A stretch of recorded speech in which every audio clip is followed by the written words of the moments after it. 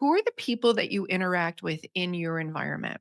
And I'm just going to start out with a quick visual. So I have some clay here with googly eyes. Say you are this ball of clay, and this is your baseline. This is you today in your relaxed state, in your powerful state. And then you interact with someone in your life. We all have tons of people that we interact with. It can be a family member, it could be your life partner, it could be a child, it could be a stranger. You're walking on the street and you meet a stranger. It could be someone in a grocery store or some other store that you're in. It could be someone in a movie theater. Maybe it's a coworker, a colleague. What are the other categories? Maybe you're involved in some other activities like something creative like knitting or glass blowing, or you play mahjong or poker. So it's someone that you interact with in one of those activities. Maybe it's someone at the gym that you've become friends with or that you see on a regular basis. There are all kinds of places and spaces where we go. And every time we do that, we interact with people. Whether or not we choose to engage is one thing, but there is an energy that we're putting out, and there's an energy that other people put out. And I want you to just think of one example in your life right now. Think about someone you work with who makes you happy, who makes you feel more inspired and more powerful. Is there someone in your life, and maybe you can't think of a work person, and if so, then maybe we need to work on your job. But I want you to identify someone who makes you feel more powerful. So when you have a conversation with that person, you actually come away feeling like your generative power has been generated a little bit more.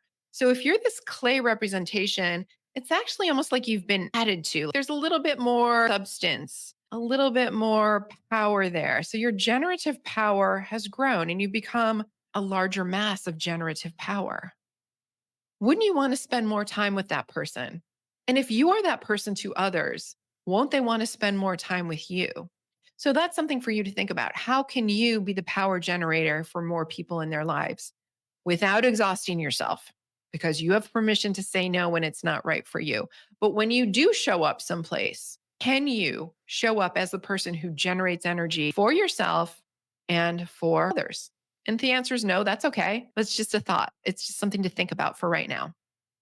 So that's the person who adds energy to your life. Now, you want to spend more time with that person, and people want to spend more time with you if that's the case. Now, let's go back to baseline. Now, I want you to think of the person who just pulls your energy. You feel like less powerful when you leave that conversation. You come away maybe pissed off, annoyed, going, why am I putting up with that sort of thing? When you spend time with that person and think of someone at work, and if you don't have someone like that at work, good for you. Think of someone else in your personal life. And in that case, this little clay figure might feel like there's chunks of it removed. You might feel like, oh man, there's actually literally a chunk removed and like torn a little bit. And how does that feel? And maybe it's a bigger chunk. Maybe you're like over time, little chunks, and you feel like you're actually like a diminished person after a while. You're like a diminished person. Now, if your generative power is really strong, you have great self confidence and internal power and resilience, that's only a temporary state. After a little while, you're actually going to become like that whole person again. If you're set up in a generative power state that I want you to be in. So to summarize that, some interactions pull our power, and I hope it's temporary, but it might not be. If you are in relationships with people where they are just pulling the energy from you, they're just draining you. You feel like they're literally pulling pieces off of you. There goes my energy. I really have to work up to walking into that person's office or that person's room and having a conversation. What can you do about that? What can you change in your life? Now, on the other hand, there are people who add to your life, who help you feel like you are generating more power and you love being around them. What can you do to generate power in other people's lives? And what can you do to get more of that in your life? And maybe it's not spending more time with that person, but other people who are that way. Now, the trick here is we can't control all the people that we spend time with. I am a realist about that. We've got relatives. There's a family that we were born into, or maybe you're in a situation where you were adopted, you became part of another family. So that's the situation. That's a family still that you grew up with. So you grew up in a family environment. We can't change that. We can't change the family that we grew up with. But do we choose to spend time with them? You can choose how much time you spend with them and how you manage those interactions.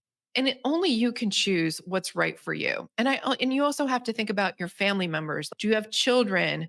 Do they have children? Are your other family members that are involved in this interaction? And if so, what sort of relationship do you want to have there? There are relationships that you don't choose that you have. And some of those are family relationships.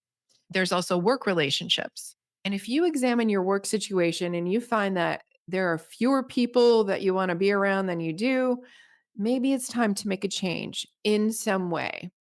There's so many changes you can make to your professional environment. I don't want to make any sort of simple statement. In your social life, who are you hanging out with? And are those the people you still want to be spending time with? So I'm going to go back to these four questions that I asked in the first lesson. First of all, how does this make me feel? So when you spend time with this person on a social level, how does that make you feel? Do you come away more powerful, happy, energized? And did you enjoy yourself? Or are you like, hope I don't have to see that person again anytime soon? And if so, that should inform your future actions. Have I outgrown this relationship? There are relationships that we outgrow, and that's totally cool. I know people who have broken up with friends, formally broken up with them. And there are others that we just like, we let them fade away, and that's fine. And we move on to other relationships. I'm of the mindset that we never stop making new friends. That is my mindset. That's a generative mindset when it comes to relationship. We never stop making new friends. You can either choose to have that mindset or not. It's up to you. Does this friendship align with my vision? So, this is future me. When I go hang out with someone, is that in alignment with my future vision? Is that who I want to be? Maybe there are friends that are doing things that you were still doing back in college or high school or back in the day, and that doesn't work for you anymore.